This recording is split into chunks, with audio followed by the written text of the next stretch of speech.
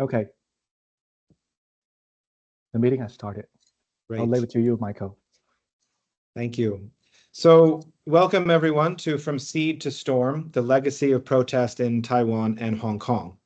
Thank you for joining us today. And I realize it may be quite early for some of you or late for others. We're grateful that you've taken time to participate. We'll also be recording this webinar for friends who can't tune in live.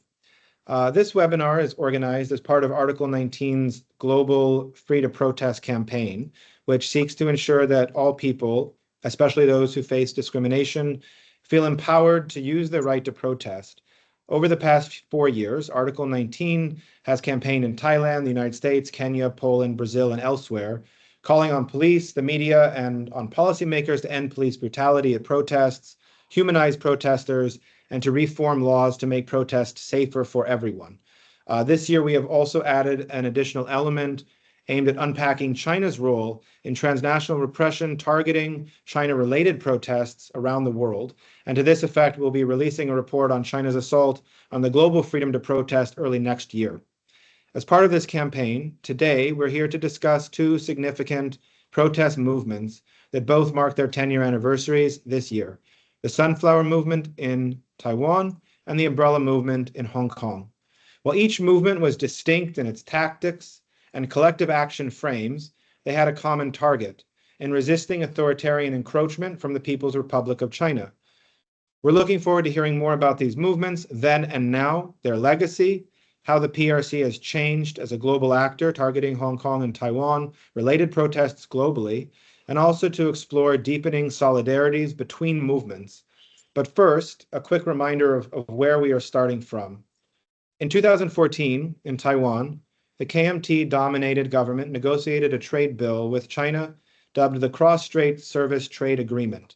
The bill's negotiations lacked transparency and were conducted in Shanghai rather than Taiwan. The KMT-helmed legislative yuan furthermore skipped the formal line-by-line review process, leading some to call it the 30-second incident. Characterized by this lack of transparency and consultative process, seen as anti-democratic, and adversely aligned with the PRC. Beginning on 18 March, the day before the KMT planned to put the bill to a final vote, activists in Taiwan launched the Sunflower Movement. That night, surrounding the legislative yuan. On 30 March, hundreds of thousands had taken to the streets in support of the movement. For the following weeks, protesters occupied the legislature and the surrounding neighborhood, ending on 10 April when lawmakers from the two main parties, the KMT and DPP, promised protesters that the bill would be withdrawn. The Sunflower Movement also marked a significant turning point in solidarities between Taiwan and Hong Kong, as we will explore more throughout today's talk. That is, during Taiwan's Sunflower Movement, one of the most commonly chanted slogans was, "Today Hong Kong, tomorrow Taiwan." A few months later, some from Taiwan, including student protest leader Chen attempted to join the annual 1 July protest in Hong Kong, a regular pro-democracy demonstration dating back to the 1997 handover. However, Chen and several other Sunflower Movement figures seeking to travel from Taiwan to Hong Kong were rejected by immigration officials and expelled from the territory. Political tensions in Hong Kong were already boiling over universal suffrage when the Taiwan protesters were blocked entry, and tensions would soon explode into their own protest movement a few months later. These grievances of what would become known as the Umbrella Movement were inextricably linked to the issues of the 1997 handover and these 1 July demonstrations. When Hong Kong was returned to China from the United Kingdom, the Sino-British Joint Declaration promised that Hong Kong would enjoy a high degree of autonomy under one country, two systems, and that Hong Kong's way of life would remain largely unchanged for 50 years. Indeed, following Beijing's brutal suppression of the 1984 democracy movement in Tiananmen Square, for years, under the now disbanded and muzzled Hong Kong Alliance in support of patriotic democratic movements of China, Hong Kong was home to the largest Tiananmen Memorial Vigil and had long been a safe haven for those seeking a respite from the totalitarian controls of the PRC. Now, 2014 was not the first time Hong Kong authorities, under pressure from Beijing, had sought to scale back the promises of one country, two system. But then, nearly 2 years into Xi Jinping's reign as General Secretary, on 31 August 2014, the National People's Congress in Beijing issued new guidelines on Hong Kong elections, which were scheduled for 2017, permitting that only voting based on a carefully curated list of Beijing-approved candidates would be allowed to run, dashing hopes for true universal suffrage in electing Hong Kong's chief executive, despite long-standing promises within the Basic Law. A movement was building. Already on the night of the announcement from Beijing, protesters were gathering, with one leading voice in the pro-democracy movement, activist and scholar Benny Tai, noting at the time that Hong Kong is now entering a new era of resistance. Benny Tai has since been stripped of his academic posts at the University of Hong Kong and charged under the 2020 national security law with subversion.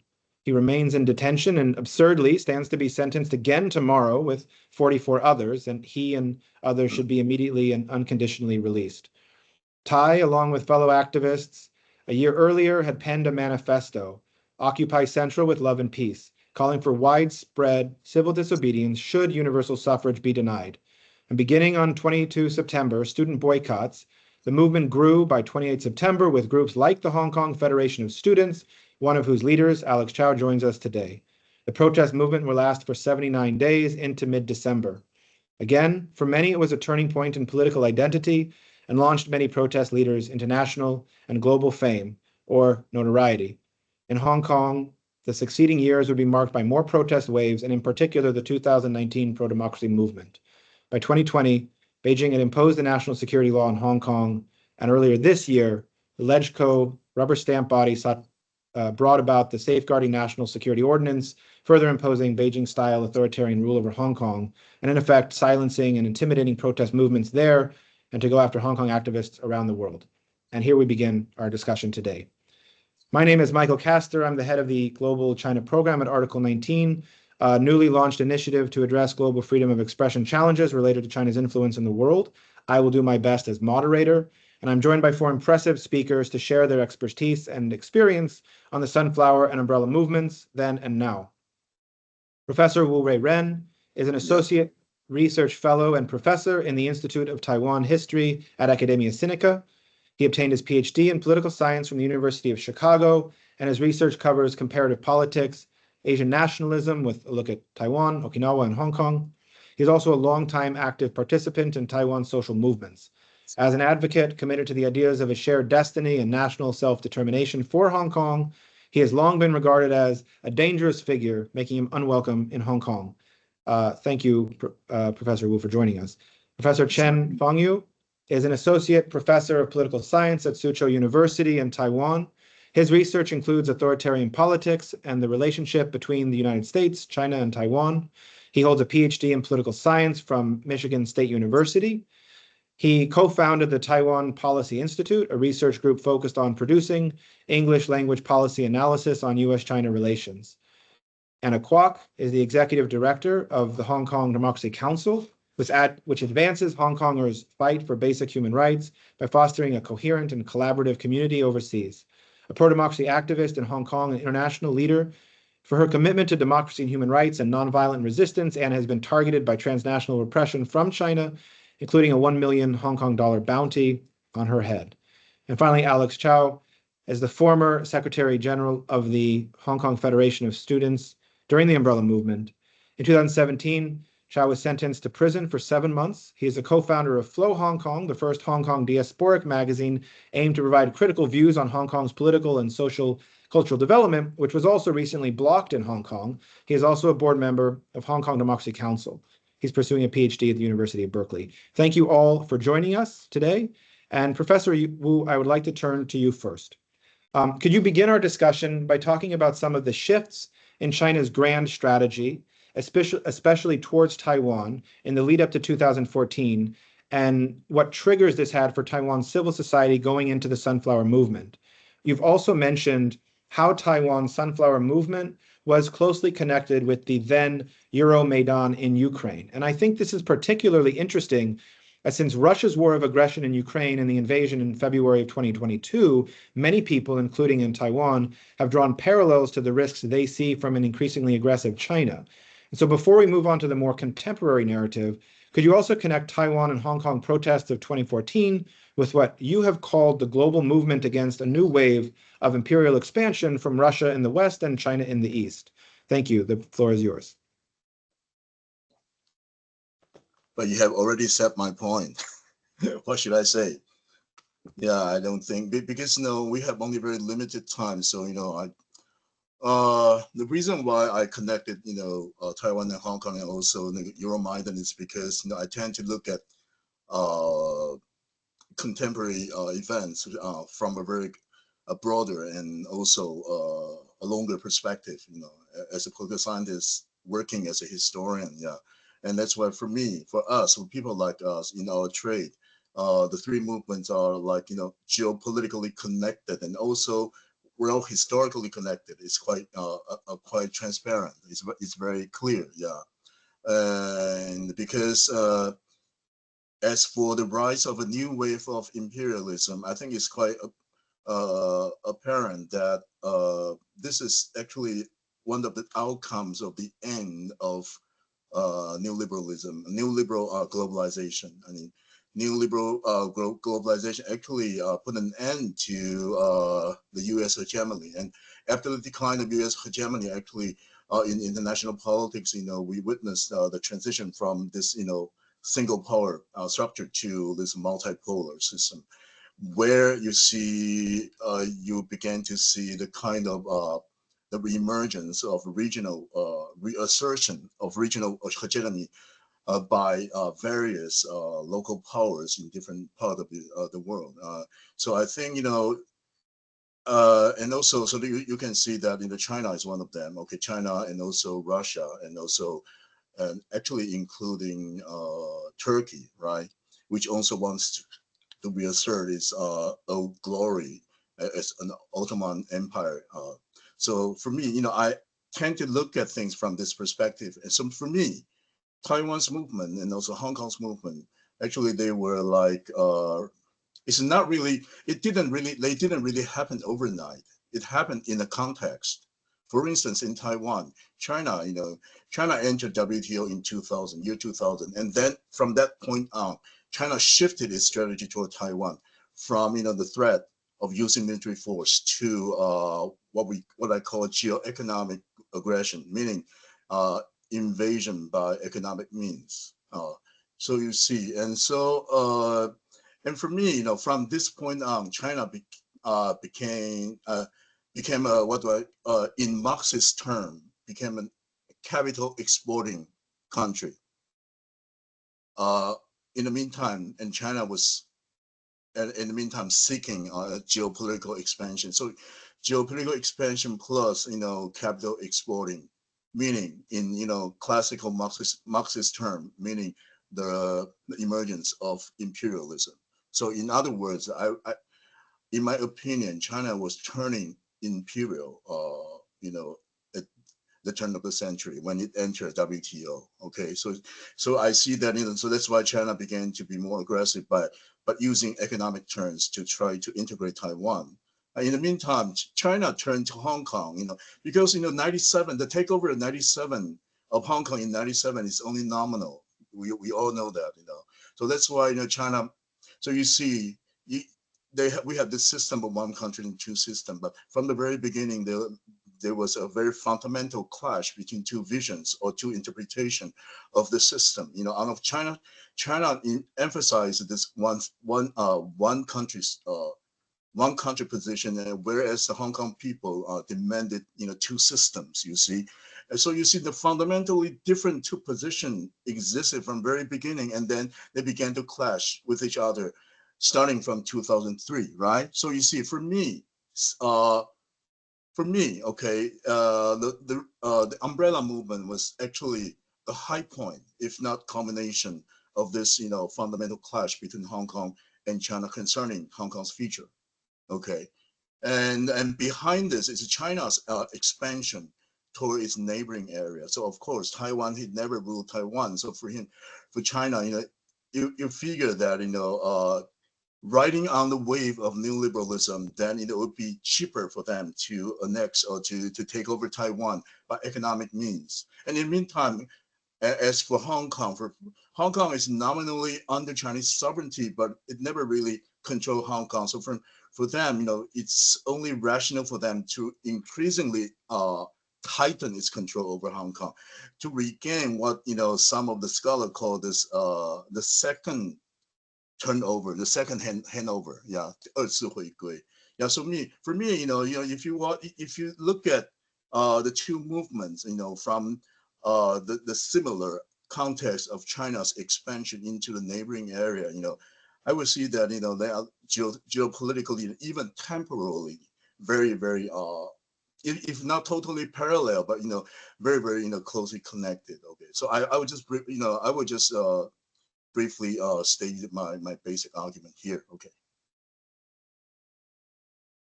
Okay, great. Thank you so much. Mm-hmm. Professor Chen, I'd like to turn to you next. In your notes, you wrote that on the surface, the Sunflower Movement opposed the signing of the Cross-Strait Service Trade Agreement, but that in reality, it was a culmination of various reactions to the China factor. And this definitely builds on some of the themes that Professor Wu was just touching on. You've written that it includes dissatisfaction with globalization, free trade, discontent with the Ma Ying-jeou administration, and certainly fear of China's growing influence and heightened concerns over national security. Could you walk us through some of these broader themes that mobilized the Sunflower protests and the common grievances that you've seen between these protest movements in Taiwan and Hong Kong? Thank you. Okay, thank you. It's my pleasure to join this discussion. So the Sunflower Movement 10 years ago fundamentally changed the way of Taiwan. I mean, especially to change the way that actually it leads to the turnover in two years later in 2016.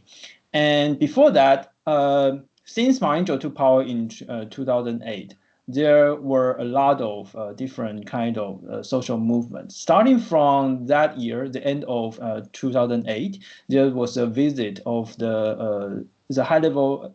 Also, it's Mr. Chen Yunlin, the head of the Hai Xiehui, the councils of how to say that Hai Xiehui is a council for cross-strait relations, 海协会. So it's basically the institution that deal with Taiwan affairs. And then in the end of that year, so there was a protest against the visit of Chen Yunlin. And then the Ma Ying-jeou administration just violently treated the students and all of the activists that time. So people started to initiate some of the protests, especially on the laws against the social movements. And then we have the signature of the ECFA, the Economic Cooperation Framework Agreement, in 2010. That time, there seems to be a consensus. Well, 50 or 60% of people think that for the cross-strait relations, the most important part is to deal with economic development. So everything, if we can make money with China, then it's fine. And the Ma Ying-jeou administration just want to deregularize all of the regulation about Chinese capital flow, and also it opens the students and also for tourists from China, and it kind of turns turns all the eggs into one basket. That is the rhetoric that time is that, oh, the Taiwan's economy is all depending on on China. So so it's not only for the economy but also for our education. So that time, 10 years ago, we see a lot of Chinese students in Taiwan, and it basically every policy is about China. Every policy of the Ma Ying-jeou administration is just want to open up every dimensions of Taiwan to China. And then here comes a series of different kinds of social movements, like there's a land acquisition issues in the rural areas of Taiwan. That is the government just forcefully move some of the people from the land, and then want to do some of the big project on the rural areas. And then there was a scandal, big scandal in the military. That is, the military just mistreated a soldier there, and the soldier just died. And the Ministry of the and the Ministry of Defense just want to cover up everything. And then there was a huge protest in 2013. And that time, because the military issue is a non-partisan issue. So people, no matter what is your identity and no matter what is your party ID, and then everyone just, well, a lot of people just be inspired of looking deeper on the government. Another side of the movement is about all about the China factor. So since the signature of the ECFA, the Economic Framework Agreement with China in 2010, and then in 2012 there was a movement on protest for the red media. That is the Taiwanese businessman who established his business in China and then went back to Taiwan and bought one of our largest media group, Wangzong Jituan, 中时集团. And then here comes the anti-monopoly media movement. So there was a lot of different kind of momentum after Ma Ying-jeou took power. And there are various kinds of social groups in the Sunflower movement. And there are some people that focus specifically on the China factor issues and also the trade issue. So if you go back to that time, the March and April in 2014, around the legislature, there were just different kind of people there. So people who are anti-globalization, people who are anti-black box of the KMT, people who are dissatisfied with Ma Ying-jeou, and people who are opposing the business and the monopoly of some of the specific capital groups, and also people who are just opposing the clientelism and the local politicians who are corrupted local politicians. So here's just the Sunflower movement just provide is a place that all of the different kinds of social groups, they can have this opportunity to debate and to discuss about the future of Taiwan. Because before that, when Ma Ying-jeou decided to sign the the service deal with China, there was no discussion and there was no review process in the legislature. And I think one of the most important achievements is to oppose the capital flow of the Chinese capital into Taiwan's financial market and also Taiwan's high-tech industry. So that time there's a talk on whether the government should allow the Tsinghua Unit Group, Zhiguang Jituan, to have their investment in TSMC. So you can imagine that if there's no Sunflower movement, then we will have maybe continuous KMT ruling, and then the KMT will definitely open up to the Chinese foreign direct investment in our not only the service industry, but also for the high-tech industry. So if that happened, then we no longer need to discuss about these topics anymore, because from that time, then Taiwan will be in Team China instead of Team America. I mean, in terms of the geopolitics. So I think that is why I call that the Sunflower movement just fundamentally change the landscape of Taiwan. Especially there's a rise of the third-party candidates. That time, after the Sunflower movement, the biggest benefits to the politician is the rise of Ko Wen-je and Shidai Liliang, the small party, the new power party. So, well, not to mention, their development in the future is another topic. But that time, it does lead to a rise of Ko Wen-je, who is an amateur at that time, and also the new party, Shidai Liliang, that time. So the new power party is one of the fewest. I mean, it's very rare that for a small party, a new party can get into the legislature in their first the congressional election. So that is maybe one of the legacy and impact of the Sunflower movement. I'll just stop here. Great, thank you. Alex, I would like to turn to you next. You were one of the protest leaders during the umbrella movement. Could you take us back in time a little and share with us the spirit, the spark among civil society in Hong Kong in 2014 and up through 2019, and this power of civil disobedience and why it was so threatening to Beijing? And then also what lessons learned you might impart from that movement era on those engaged in protest against China's human rights abuses around the world today? Sure. Thank you, Michael, for the guiding question and putting together the panel. And so thank you, Professor Wu and Professor Chen and Anna for taking part in the panel. So as I was anxiously reflecting on what happened 10 years ago, I was a bit anxious just because tomorrow will be the sentencing of many of our colleagues and friends. And many of them were actually also core organizers of the umbrella movement. Some of my dear friends, some of my mentors. And 10 years ago, I was just basically a naive college student. Got in college, witnessing a lot of the infiltration orchestrated by the Chinese Communist Party, even into the Students' Union.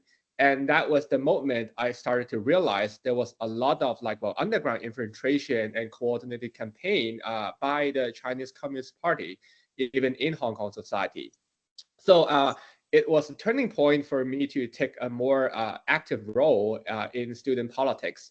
And when I got into student politics in 2012 and 2013, that was also a significant moment, as Michael hinted earlier. A legal scholar, Benny Tai, along with some of his colleagues, were organizing a statewide campaign, Occupy Central with Love and Peace, intending to launch a civil disobedience movement, focusing on nonviolent direct action, say occupation, deliberation, in pressurizing the Hong Kong government, facilitating the pace of political reform, democratic reform, especially electoral reform, which was promised to the Hong Kongers in 1980s in the Sino-British Joint Declaration and Basic Law, when Hong Kong was being discussed by the British government and also the PRC government and Chinese government about the future of Hong Kong.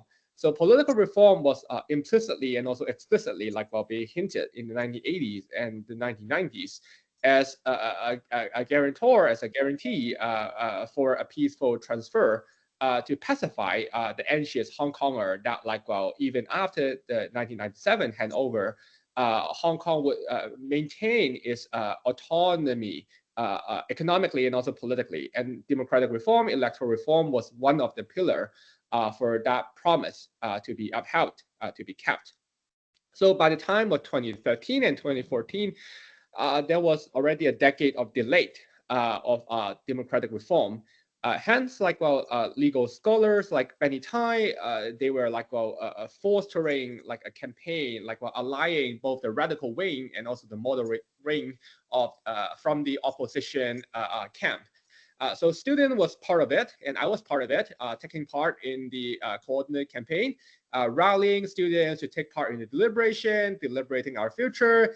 At the time, we were sufficiently naive. We didn't have a lot of political experience. We were basically genuinely thinking or anticipating probably a coordinated campaign might force a change.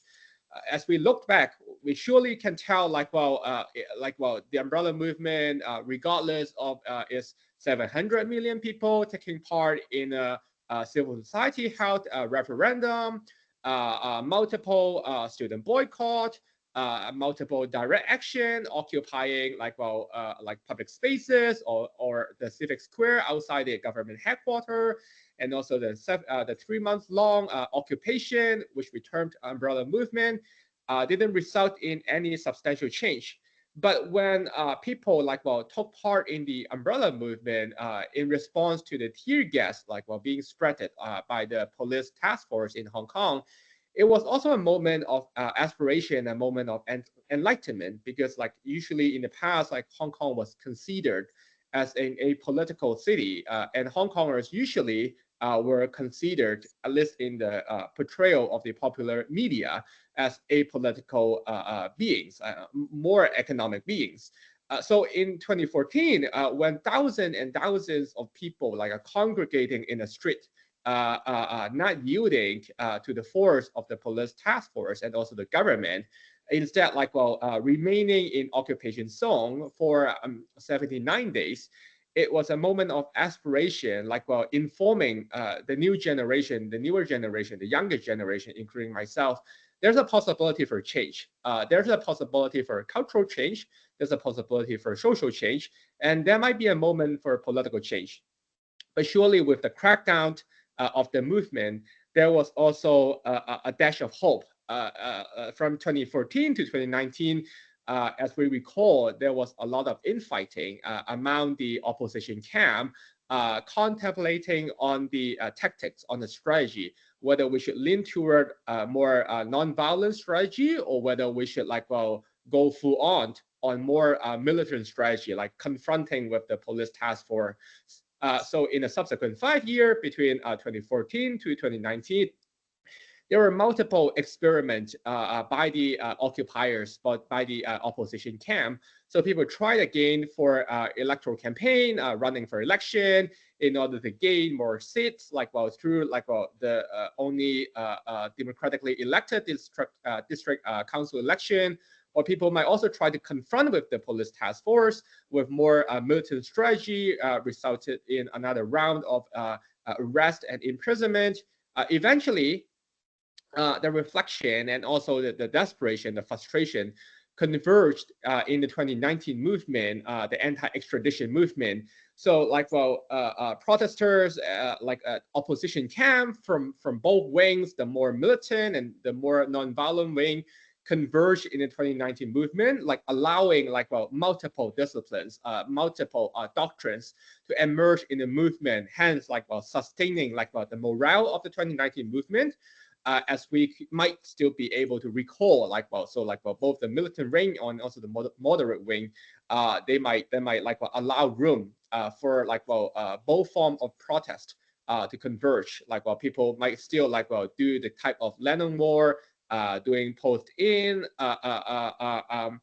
expression of their hope, of their frustration, of their anger, of their anticipation of what might happen in the movement. And you could also see those non-violent peaceful protesters supporting the more militant-leaning protesters in occupying the Legislative Council as an expression of demonstrating the anger, the dissatisfaction to the democratically elected legislative councillors and even the government.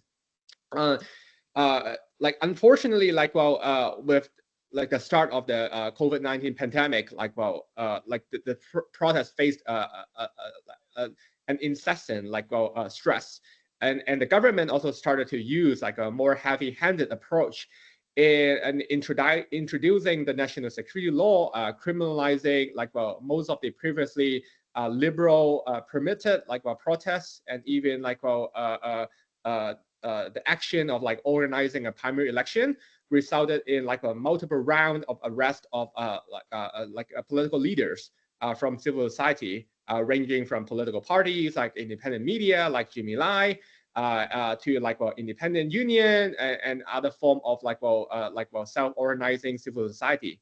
So that is probably where we are at right now. And many of the Hong Kongers since then were forced outside the city, forming the Hong Kong diaspora outside Hong Kong, scattering across the globe, being in the US, being in Canada, being in the UK, being in Taiwan, being in Japan, in Australia. So a new form of global diaspora movement is information, and that has been the case since 2020, the national security law. So that is probably a snapshot of what happened in the past 10 years. And I will stop there and pass it to Anna and also like perhaps like Michael and others, and we could like circle back in the Q&A section for more reflection and more discussion about the umbrella movement and its legacy and so on and so on. Great, thank you so much, Alex. Anna, you've written on social media that for some, the umbrella and sunflower movements initiated not only their participation in each of these specific episodes of protest, but also their commitment to the movement for life. Could you elaborate on this sentiment? And again, for you, what has been the legacy of these two protest movements regionally and globally? For sure. Thank you, Michael, for hosting this and inviting me. And it's also an honor to be speaking in the same space with Professor Wu, Professor Chen, and Alex to reflect on the two movements.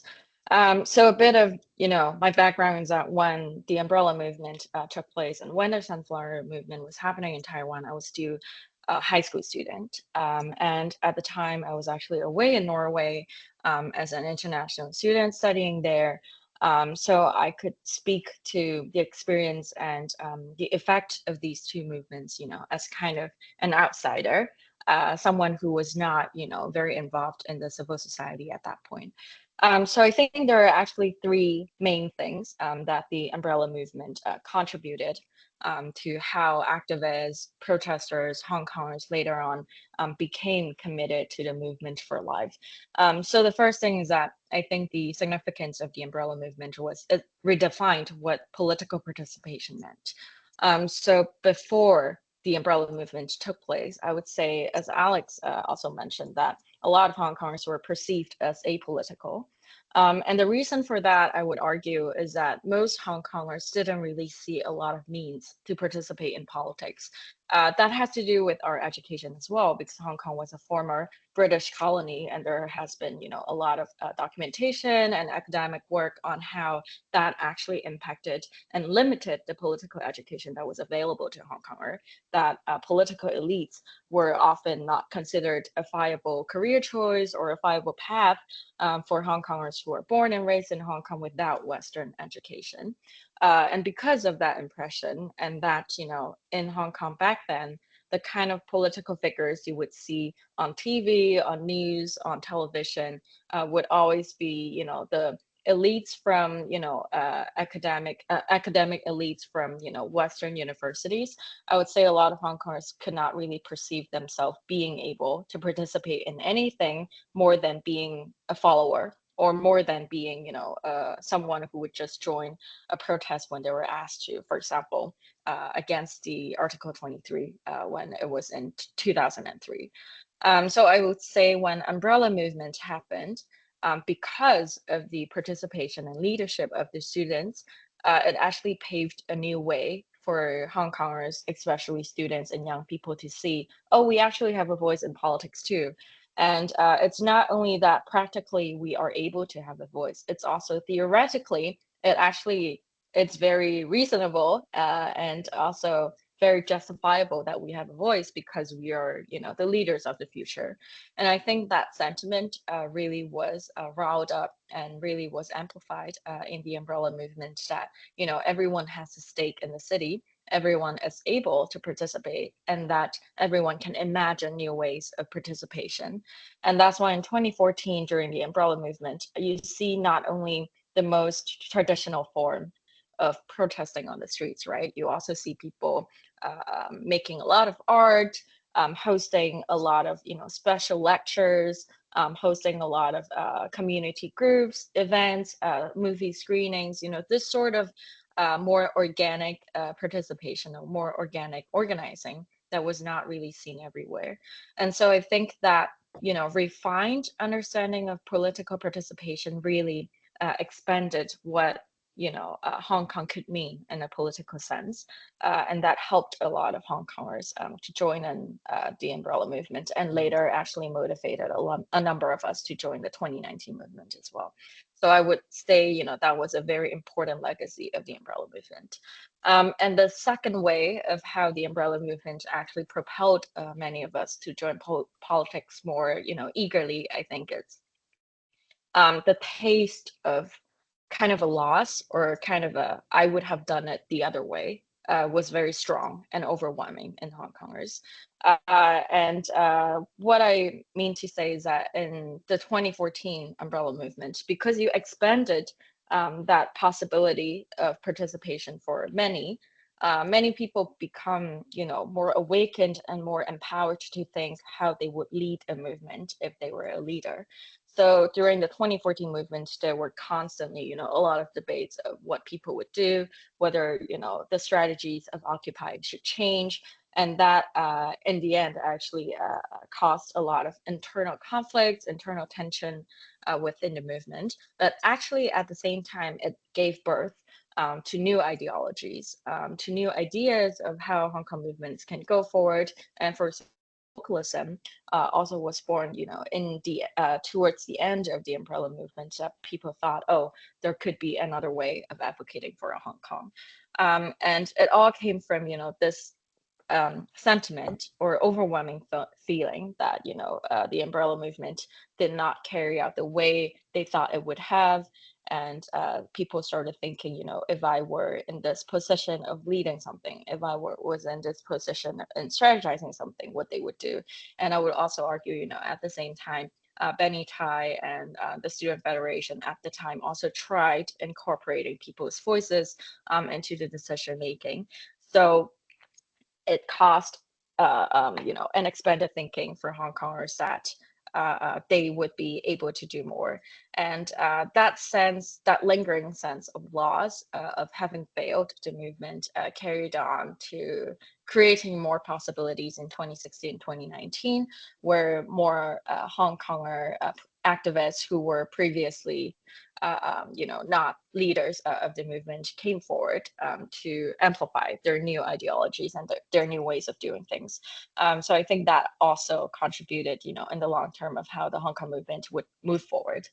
And I think thirdly, the importance of the umbrella movement and the legacy, it allowed the formation of a lot of political relationships.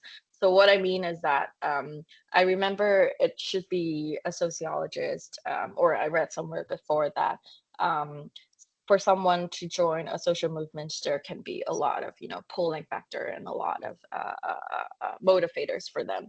But one of the strongest motivators for someone to join would be, based on a friendship they have with someone. So if a friend asks you, oh, do you want to go to a protest with me? You would be more likely to say yes than just because, the protest happens to align with your values and then you just go there because you want to show support.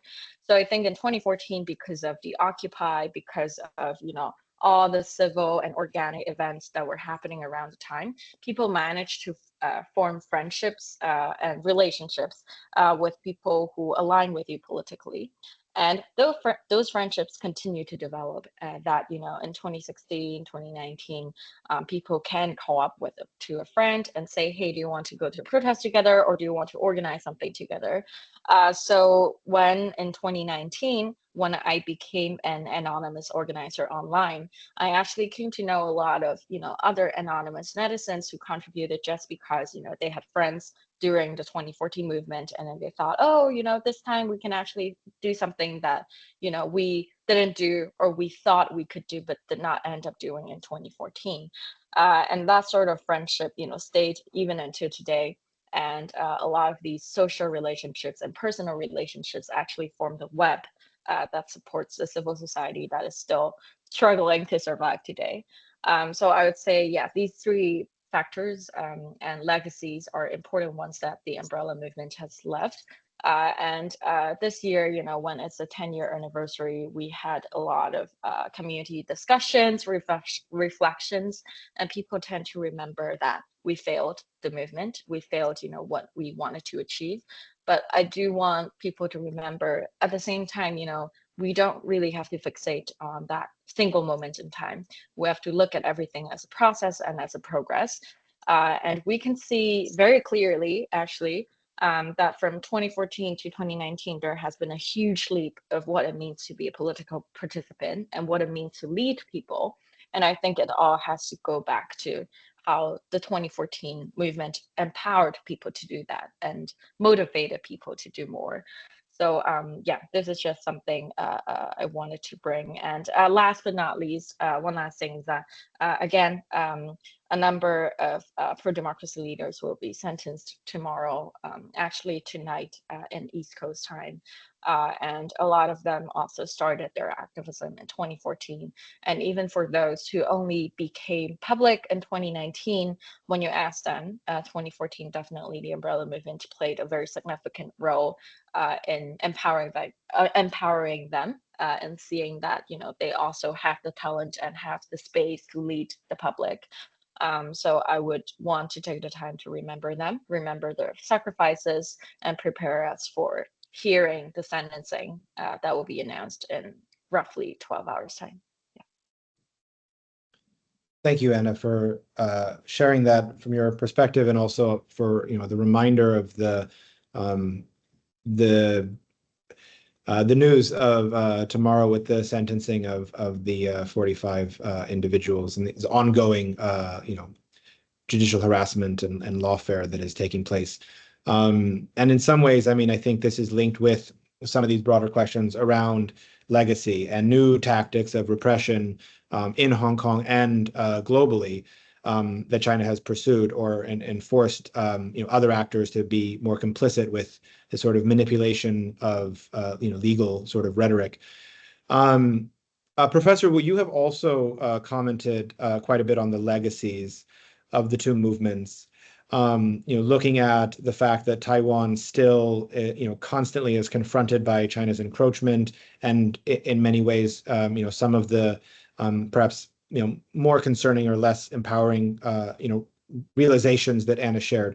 But could you also share from your scholarship, your observations, sort of what the legacy of these movements have meant, and sort of what the last 10 years from your perspective? Okay, in short, okay, we can talk about this problem from maybe 2 or 3 perspectives. The first level, okay, geopolitically speaking, I think, the two movements happen, in a very similar or, connected geopolitical context where China was beginning to expand itself, or, was becoming from irredentism.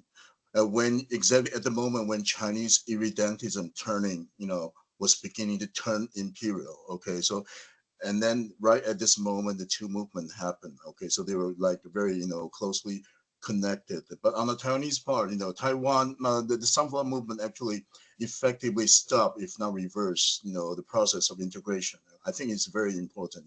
It's crucial. And the international side of this fact is that probably Sunflower movement was the first domino leading to the final or eventual, breakup between, United States and China, I think. Because, Sunflower movement was like, it's like an informal referendum on the part of Taiwanese citizens saying no to China, to integration, okay? So which paved way for, the pivoting to Asia of the Barack administration, okay? And also on, and okay, so, but domestically speaking, I think that both Hong Kong, both Umbrella and Sunflower had a very similar effect. Aside from the kind of personal educational effect that Anna was talking about, I wanted to emphasize a more macro or structural side of this problem. From my observation, both movements actually, they involve very large scale social mobilization, right? By which actually the kind of social mobilization that actually exercise a very strong nation building effect on both societies. Yeah. So on the one hand we have Taiwan. Okay, so you see, so the Sunflower movement, in a sense, could be interpreted as the wave of a new wave of civic nationalism, of a younger generations. But on the other hand, in Hong Kong, you see, Hong Kong people have been debating about their own identities. Yeah, but I think the identity problem of Hong Kongers were gradually being resolved, along the way of all these movements, right? I remember when Alex, he was like in charge of, not in charge anyway, on the leadership of the umbrella movement. I remember they had this debate or argument about in the slogan they want to use, right? 命运自主 or 命运自觉.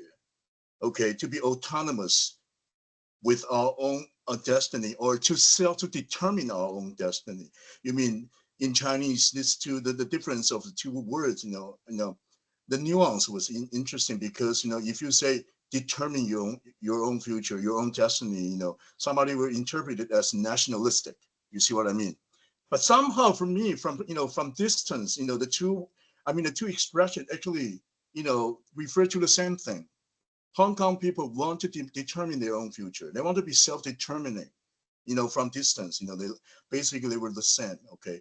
Somehow, Hong Kong people, they argue between each other, along the way, and finally, in the final showdown between Hong Kong and China in 2019, somehow the problem was solved. Somehow, or the problem solved itself when the long-term and the large-scale social mobilization against Beijing and the kind of confrontation between Hong Kong people on the one hand and Beijing on the other, somehow, you see, consolidate the Hong Kong identity. You see what I mean? So that's why I want to go back to this point, probably from a macro structural point of view, the most enduring legacy would be nation building for me. And then this actually, you can observe the this effect, of course, in Taiwan. Taiwan is like day in day out becoming a real or mature nation state. That's it's go without saying. But on the other hand, you can see Hong Kong. You see the movement between 2014 and 2019. The continuous social mobilization in Hong Kong actually produced a very powerful energy, nationalistic energy. Okay, so the movement is no longer impossible in Hong Kong, but somehow the energy didn't disappear. It sort of transformed into a different, movement, which is what I call a kind of Hong Kong nationalism in exile, a movement based on this global Hong Kongers diaspora communities. Okay, so we can still observe very lively the kind of nation building legacy still in both in Taiwan and in Hong Kong. Okay, I'll stop here. Thank you. Great, thank you. So we can open the Q&A function. There's one question in there. Before we get to that, I welcome others who are joining to type your questions in using the Q&A feature. My role as moderator here, I will exploit for a moment longer. One more question, and this is kind of for all of you.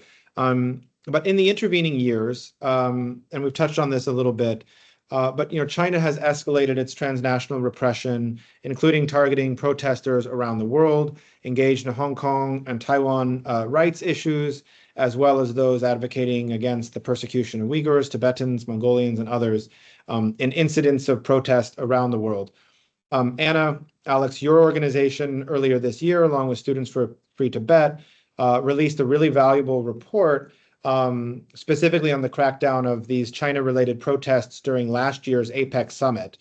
I wonder if you two, perhaps one of you or both of you, could start us off briefly by noting some of the findings from that report, and then more broadly to any of you, how you've seen China's evolving tactics of transnational repression, targeting either Hong Kong-related, Taiwan-related, or these other broader sort of human rights in China-related protest movements around the world, since 2014, how this issue has been evolving.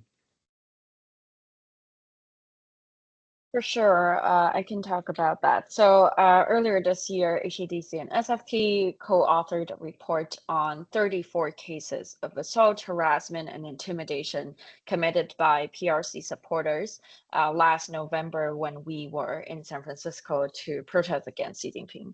So at the time, I personally was there along with Alex and other activists, and we thought, we must protest there because that was definitely the closest, distance I could ever get to Xi Jinping, and that our voices could actually be directly heard by him. But during these protests, the most important thing was we were constantly assaulted by United Front figures and United Front organizations that are rooted and established here in the United States. And in our report, we found, a lot of them traveled from all over the country, including from New York, Portland, Philadelphia, to attack us and to assault us with flagpoles. They, snatched our phones and destroyed them, threw them into the river so that there would be no evidence. And at the same time, we also found later with an investigation from Washington Post that at least 4 PRC diplomats were involved and were on the scene of these attacks. So I think the most important thing, is that we have to recognize the facts that transnational repression has been happening. It's not a new thing. It's just that today we have more documentation and more, attention on it. But I would say the most damaging factor of transnational repression is that there are 2 things. So the first thing is that it destroys the element of trust. That's very important in any exiled and diaspora movement, because when you're outside of your home country, you have to figure out who you can trust, who you cannot trust, to share your political beliefs, to continue organizing politically. But when transnational repression happens, you always have this voice in your mind that, okay, is this someone I can trust? Is this, potentially a spy, potentially someone here to get my information? And once that second guessing starts, it doesn't stop, and it dominoes and it snowballs into a bigger mistrust from the entire community that you want to distance yourself from the community. And that hurts, the prospects of our community building and community organizing, because it stops us from being able to expand our already, difficult to survive movement. And secondly, it also creates this element of fear, right? People fled outside Hong Kong because they fear for political prosecution inside of Hong Kong. But now, even when they're out, they have to be fearful of the potentials of them, being harassed, or their families back in Hong Kong being harassed. And that poses a huge obstacle for people when they want to continue participating and organizing in our diaspora and exile movement. And I think one important, another obstacle that it has presented, I think it's matches or response to what Professor Wu was saying, was, this formation of an identity, of this formation of nation building of Hong Kongers also meet this block that people don't even dare to say they're Hong Kongers, because they're worried that once they claim they're Hong Kongers, they would be watched, they would be surveilled by the state, by the PRC police stations here.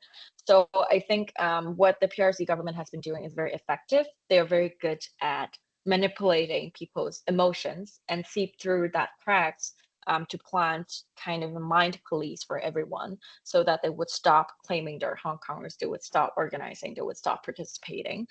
So that's something we are trying to work against, and by speaking about it and pointing out this fear, I think it's the first step we can take. But yeah, let me pass it back to Michael for the Q&A session. Would anyone else like to add on that theme as well?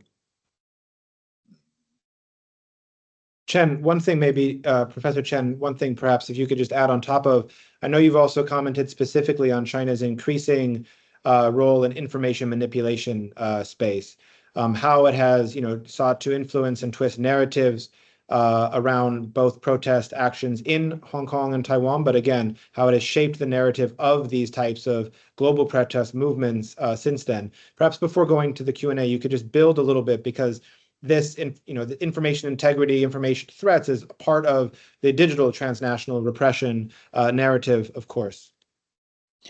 Well, yeah, because when the Sunflower movement happened, I was overseas. I was studying in the US, so I joined the discussion online most of the time. And I observed that time the the public opinion warfare is also one of the very important dimensions of the social movement. And that time, I think one of the key factor that leads to a very high level of support for the movement is by the Apple Daily. So the Apple Daily is one of the most influential media at that time in Taiwan, and that Apple Daily just support the Sunflower movement because they just support and the due process and also oppose the this kind of black box decision making process with any China policy. And Apple Daily is a key factor, and we know that there's no Apple Daily anymore because CCP, I mean, China knows about it. It's influential, and then there's no Apple Daily anymore. And then we see that at that time there's a platform called PPT, that is a text-only BBS. This is a very old version of communication style, communication approach, BBS.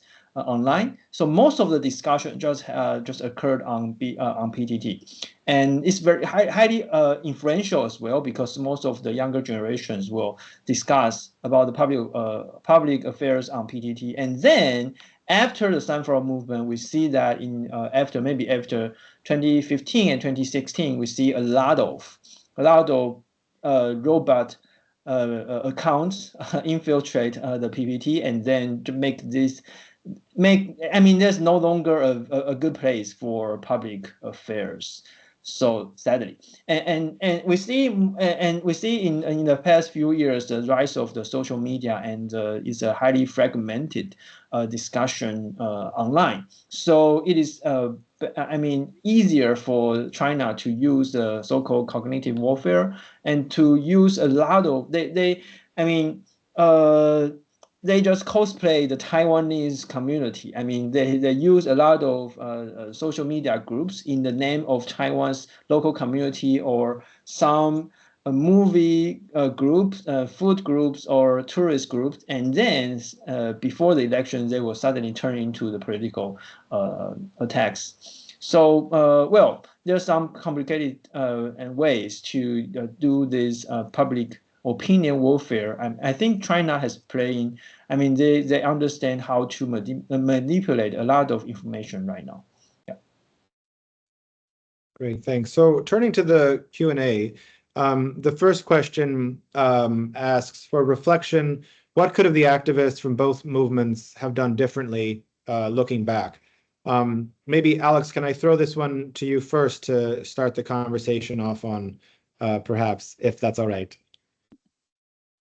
Sure. I think there are a couple of reflection point organizers or activists or occupiers that usually talk about. And I think when you ask them the question at different historic point, they might also point you to different direction. I think between 2014 to 2019, the discussion point was more revolt about the strategy, whether the 2014 movement should adopted a more militant leaning strategy, more confrontational, occupying the legislative council chamber earlier, or being more explicit about the independent aspiration. They are all up for debate and up for grabs. It depends on the type of persons or people or political camps you're talking to. And since 2019 and 2020, I think there are additional nuances to the type of debate. People were developing a consciousness or a realization that regardless of the strategy you adopt, especially during the movement or 2019, there might still be a huge backlash, both from the government and also internally, just out of the capacity of the movement internally speaking, and also the objective external circumstances, which might not allow the Beijing government to back down. Which translated into a question when the movement itself and also the opposition camp itself, regardless of the strategies and tactics it used, might not be able to achieve its intended outcome over a one-off movement or action, even in the form of 3 months long Occupy, or a half a year long 2019 sustained mobilization. Then how could the organizers, occupiers, or protesters still be able to sustain themselves psychologically, effectively, mobilizationally, internally. So like the movement would not crumble, it would last.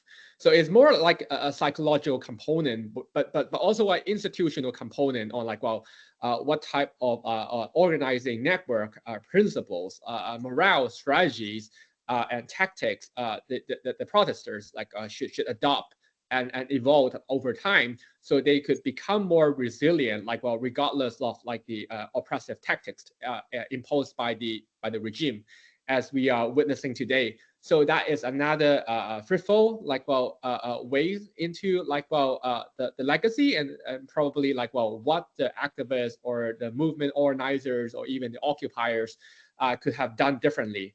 And that point probably also teased out like, well, one interconnected component, regardless of the strategy and also tactics, like, well, protesters adopted, there might still be infighting.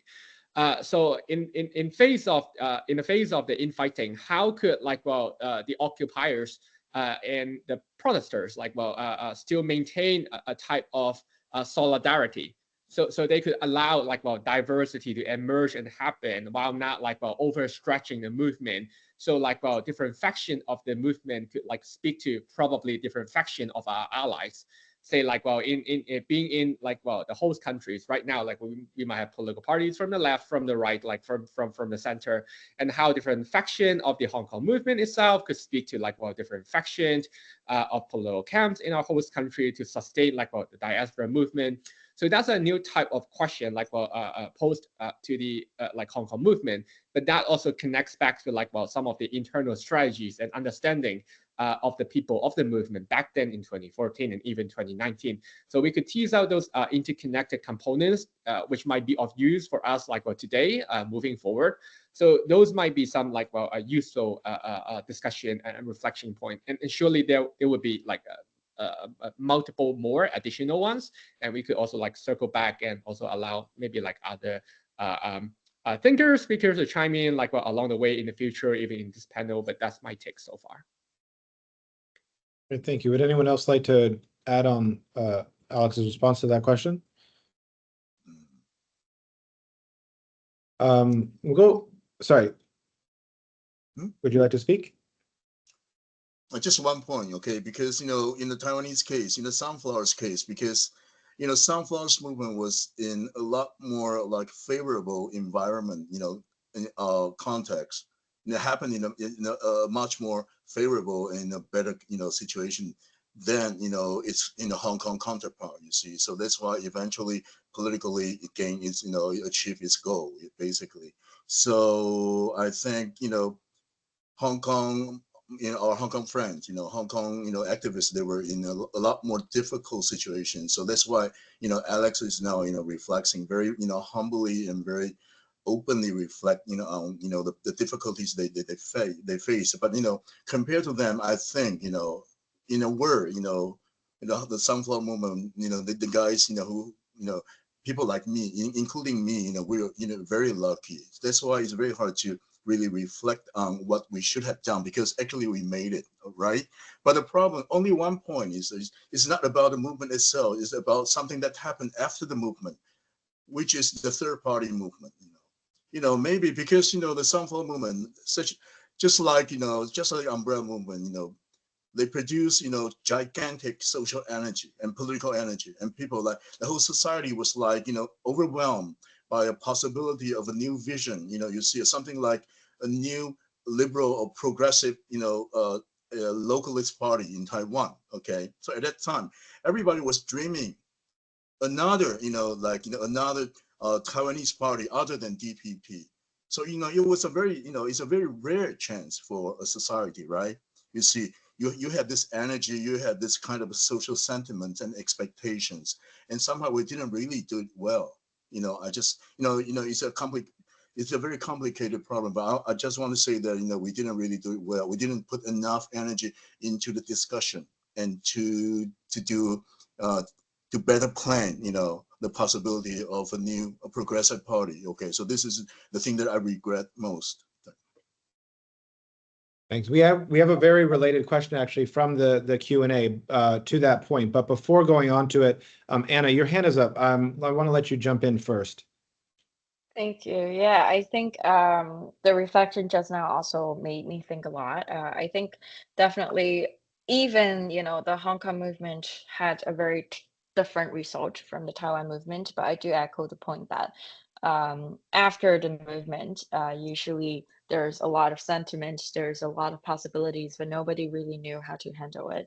And the way it happened for the 2014 movement was that after the 2014 movement, there was a lot of anger and frustration in the Hong Kong community because everyone has their interpretation of what went wrong and how it should have happened. And I think, looking back, I think it was unfair how everybody kind of put the blame onto the few leaders at the time. Because now looking back, I would understand is actually a huge job and a very difficult task that nobody could realistically handle. But I think at the time there was a lot of expectation and a lot of feelings about how the leaders should have acted, and that have caused the 2019 movement to become way less led by a few individuals.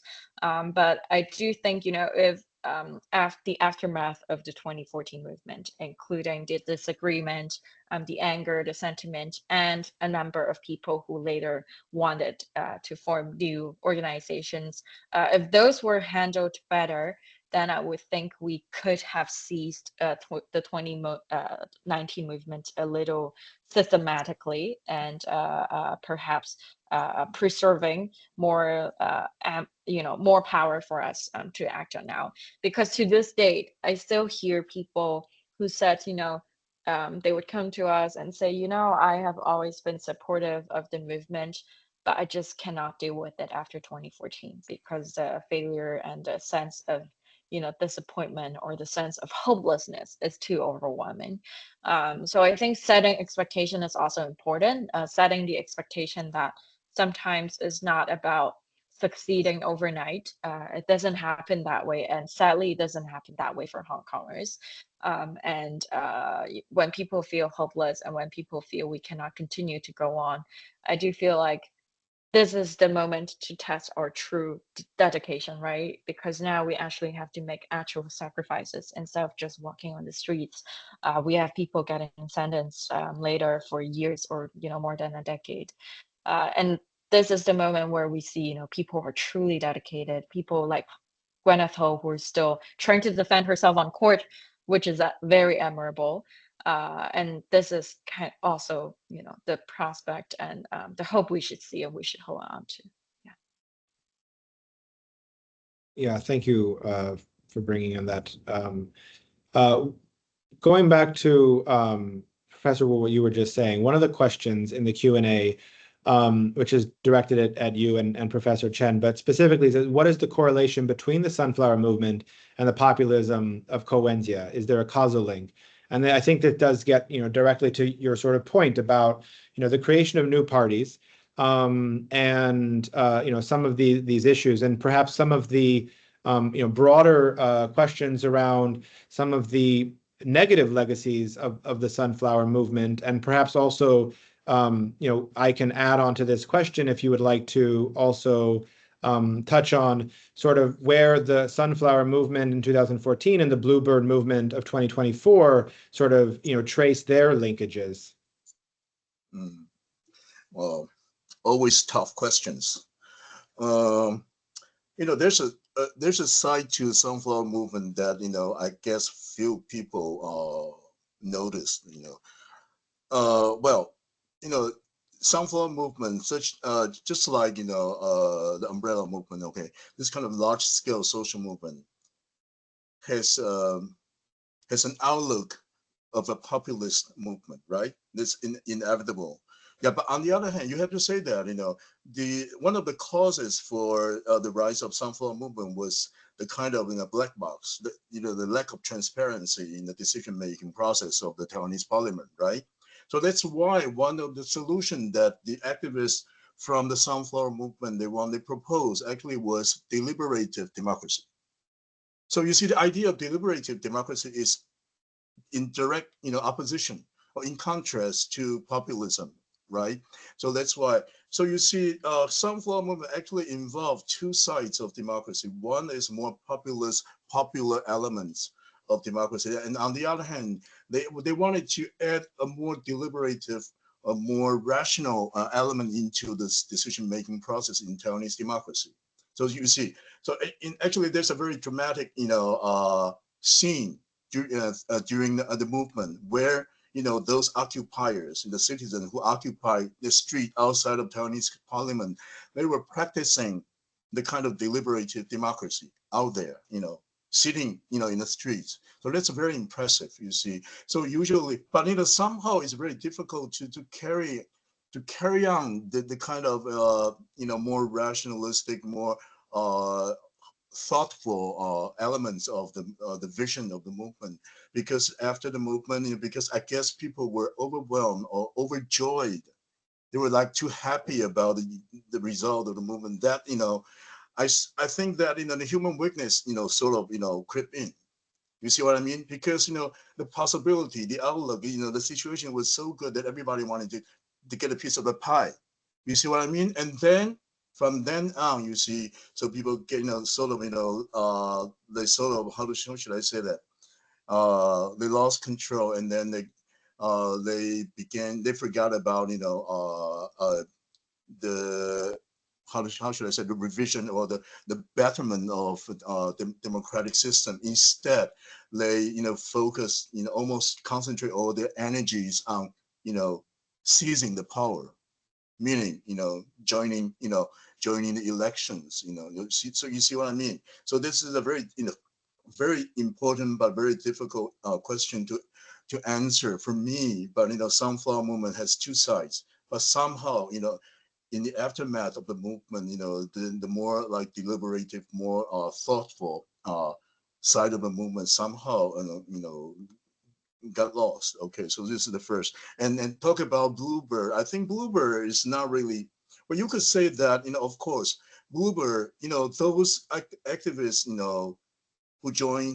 who have been joining, because Bluebird is an ongoing movement. The form of Bluebird movement is quite different from the kind of a one-shot movement, such as sunflower movement. The Bluebird is more like the first move of a process of a new wave of social activism. It's not ongoing. I think this Friday will be another wave of demonstration. Okay, but anyway, so you see, you could say that Bluebird movement was composed by quite different, almost younger generations of activists. They had some memories of the sunflower. You see, so they invoke some memories of the sunflower. You see, 10 years, a decade is not a long time, but it's long enough for teenagers, right? So for them, they never really participate in the sunflower, but somehow the memories of the sunflower somehow were invoked in the movement to to sort of to motivate them to join or to initiate a new movement also. So for me, I would say that the first one, I think, is I mean, not so much continuity in terms of personnel, okay, but somehow the spirit and the memories continues, okay. But there's another thing, because if you look at Taiwan's situation, from a longer perspective, you will see that this kind of problem basically is quite meaningless. Why? Because Taiwan is basically in a constant, permanent situation of permanent crisis. So we are joking that we have to save the country every 2 years. You see what I mean? Because Taiwan, structurally, Taiwan is in such a situation that you have to face external threat plus internal division. You see, the interlocking of internal and domestic problems basically produce this situation of constant crisis. So I think very very quickly Bluebird will be memory, and then there will be new movement coming out. You see what I mean? So and then in the long run, maybe we have to remember an age of social activism, which is patriotic social activism, by citizens who try to break away from from this besiege of China, right? But maybe that's like 20 years from now. Yeah, I'll stop here. Thank you. Oh, thank you very much for that. Yeah, Professor Chen, would you like to add? Let me just add in one. the interest of time, yeah, just maybe a little brief. Yeah, so just very briefly, so some of the organizers of the Bluebird movement recently are actually from the Sunflower movement because they have the experiments. So back into this May, they see something will happen there, so they know the importance of taking some of the control there, because if these experiments activists did not take the control, then there will be some chaos in front of the legislature. So then these experiments activists just take control, and then to become the main facilitators of the Bluebird movement. But because they are so experienced, so they understand to stay behind the scene, not to just jump out of the in front of everything to take control. So they become the facilitators so that they can mobilize a very big group of people in a very short time. Great, thank you. So we have only about 5 minutes left. I'm going to try to touch on one more question in the Q&A, but wrap it in with one of the other themes that we wanted to touch on.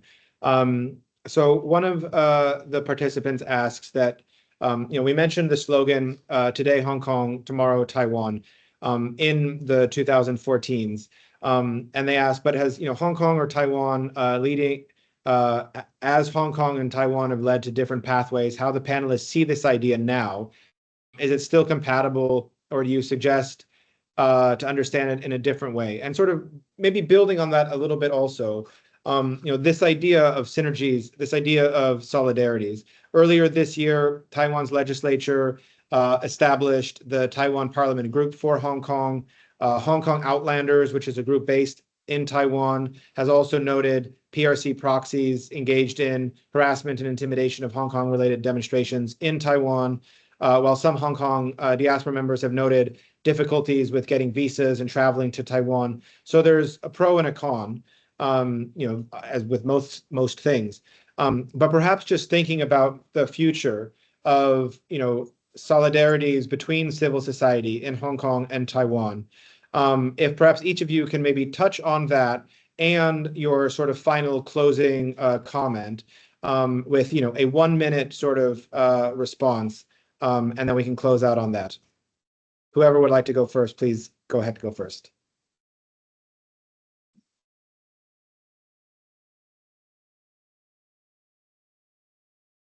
Okay, I will go first. Okay, the slogan "Hong Kong today, Taiwan tomorrow" for me is more heuristic than than realistic. Okay, so that's why I would say that this is kind of reminder for Taiwanese about the possibility of Chinese of rule in Taiwan. But my point is that I wanted to emphasize that the synergy or the solidarity between Taiwan and Hong Kong, because now there's no more civil society or no more social movement in Hong Kong per se. I mean, the Hong Kong homeland, so the homeland Hong Kong. So for me, but you have to look at, because as I just said, that there's now a new movement in formation, which is overseas Hong Kong democratic movement. Okay, so I just want to say that the new form of Taiwan's solidarity with Hong Kong would be that Taiwan play a role, a part, a functionally important part in this global Hong Kong movement, and this is what's happening now. Okay, I'll stop here. Taiwan is part of the global Hong Kong network. Okay. Yeah, I can also jump in. Thank you, Professor Wu. So definitely, over the past few years, since Hong Kongers have to go into exile, Taiwan has been a location where a lot of activists tried seeking refuge in. And of course, we recognize, we all know that, currently there's the recurring issue that there's no viable and permanent pathways for Hong Kongers to relocate to Taiwan. So there has been this, obstacle reflected by Hong Kong protesters that they feel hard to essentially see the Taiwan government as a dependable ally because of this problem.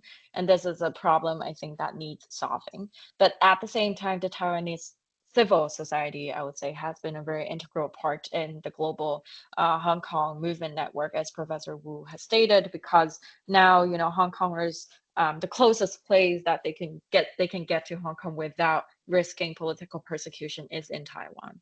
And Taiwan civil society has been serving as an important connector point for people who are still in Hong Kong, people who are outside of Hong Kong.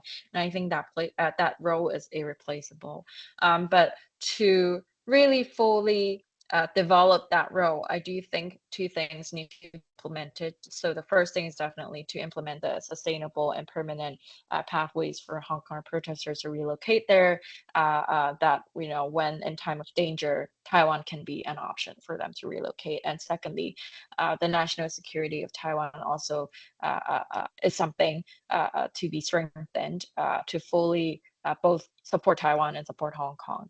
And about the slogan, today Hong Kong, tomorrow Taiwan, earlier this year, there was also a lot of frustration from the Hong Kong community, I would say, because people generally feel frustrated that sometimes politicians in Taiwan use the slogan as kind of a shorthand and an easy way to appeal to people to explain what is meant by Chinese infiltration, or China's eventual aggression with United Front and all those campaigns to influence Taiwan internally, domestically, and politically. But at the same time, Hong Kongers feel our story and our experience of being this repressed nation or community is repeatedly used by politicians in Taiwan without actually being helped by Taiwanese politicians because of the immigration pathways that I mentioned previously. So I would say for Hong Kongers, sometimes they feel the line should not be used anymore if there is no dedication from the Taiwan government to solve the Hong Kong crisis or to stand with Hong Kongers with actions. So this is still, I would say, a developing sentiment of Hong Kongers that the frustration is not about the Taiwanese civil society, but more about the government's inaction. And that definitely is something that should be fixed. So following the spirit of making the slogan heuristic, Hong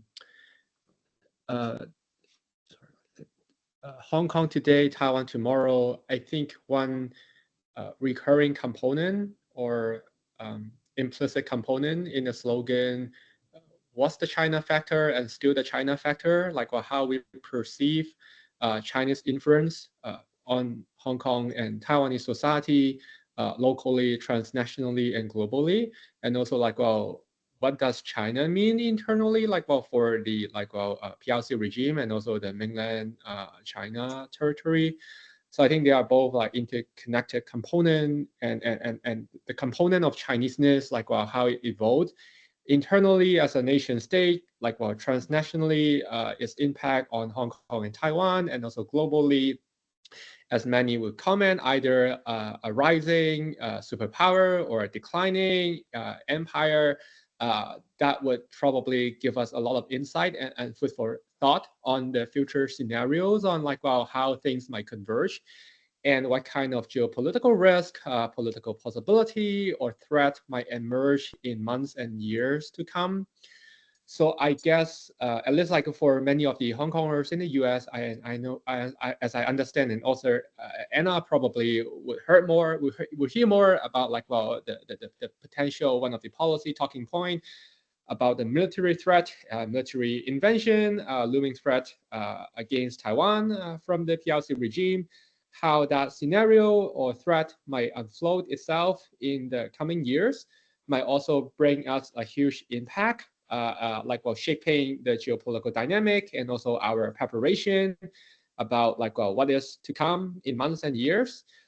So I guess the slogan itself is with a lot of potential for us to reflect on, how the slogan itself, carries a lot of emotion in terms of future prediction and scenario projection. And I think probably the most useful takeaway for me is with more clarity and clarification, say being fleshed out by Professor Wu, by Anna, by Michael, by Professor Chen, how we could converge on those interconnected components and to rethink the purpose, the mission, the strategy of our transnational coalition and alliance, in preparation of those diverse scenarios and to come up with like a responsive solution. I think that might be some useful departure point for me. Surely that's like a vague like ideas and principles, but I'm sure like a lot of people in this room also working on those solutions and also look forward to like more conversation around those future prediction, future scenarios, so we could like act today and prepare for a better tomorrow. I think the Hong Kong today, Taiwan tomorrow is also I always say that Hong Kong today is also Taiwan yesterday, because Taiwan has already gone through a long-term martial law, and we have doing very hard to democratize in the end. However, Hong Kong and Taiwan are both in the front line of the authoritarian diffusion, authoritarian expansion. Unfortunately, we are just in the front line, so we cannot avoid to see this big factor there. So the civil societies, the civil groups are trying always keep it going, and then and the civil groups in Taiwan also try to. I mean, we have to play the role of the meaningful opposition party, because our opposition party is basically pro-China, and they are, some of them are also what we call as the local collaborator of the Chinese Communist Party. So what I want to say is that I want to end up with a famous quote that peace, liberty, or freedom-loving people should look out to each other. Thanks. Thank you all so much. And apologies to everyone for going a little over time. But thank you everybody for tuning in. Thank you, Professors Chen and Wu, and Anna and Alex, for taking time out of everyone's busy schedule to share your thoughts with us. As with these things, we are just beginning to get into the meat, and we could have another hour, 2-hour long conversation. But again, I think for some people it's very early in the morning, and for others it's very late in the evening. So unfortunately, we will have to stop here. I do look forward to continuing to talk with all of you, and for those of you who participated, hopefully we will all connect in the future moving forward. So everyone, have a good morning, good afternoon, and a good evening, and thank you and goodbye. Thank you. Thank you. Alex, Anna, see you soon. Okay. Thank you. Take care, Professor Wu, Professor Chen, and Michael, Okay. Chen, and others. Hope to see you guys soon. Thank you. Yeah. Thank you. Definitely. 加油，加油啊！谢谢， Have a good one. 我们大家都加油。拜拜。